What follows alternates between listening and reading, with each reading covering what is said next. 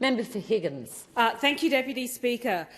If the Liberals actually cared about the living standards of Australians, they would not have presided over a moribund decade of productivity. It was the lowest decade of productivity that we have seen in 60 years. If they actually cared about the living standards of Australians, they would not have presided over energy secrecy and energy chaos. 22 policies and a failure to land even one. And now they've cooked up in their cooker's laboratory the nuclear frolic. We are just watching as this narrative crashes and burns with the Australian people. And I'm really pleased that they are taking this to the next election, because finally we can apply some scrutiny and science to these claims. If they actually cared about the living standards of Australians, they would not have presided over galloping, out-of-control childcare costs. In fact, they rose 41% in the decade that they presided over. They would not have presided over the collapse of bulk billing. They would not have watched as wages stalled and stagnated. They would not have watched economic-wide skills shortages enter this country. And as a result, that in turn fed into the supply chain problems that we had when the pandemic washed over us. If they actually cared about the living standards of Australians, they would not have burdened young Australians with $1 trillion in debt and nothing to show for it, not enough to show for it. If they actually cared about Australians' living standards, they would not have presided over a housing crisis. The decline in housing started in around 2016, and it has been in free fall ever since. And now we are trying to turn this supertanker around. If they actually cared about Australians' living standards, they would have offered Australians the best fuel-saving technology in cars a decade ago.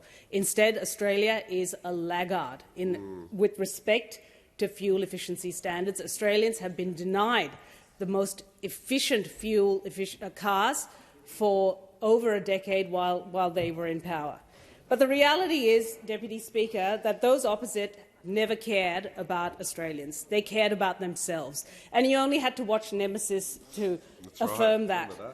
It was all about their politics. It was nothing to do with the Australian people. So we have come to power, and now we are here to clean up their economic mess. And our focus is in delivering as much relief as we can, and that's what we've done over 2 budgets, to the Australian people. We have given the Australian what we are focusing on with respect to one area only, health, for example, is access to more affordable and accessible health care. And with that, we have rolled out 58 urgent care clinics around the country, including one in my electorate of Prahran.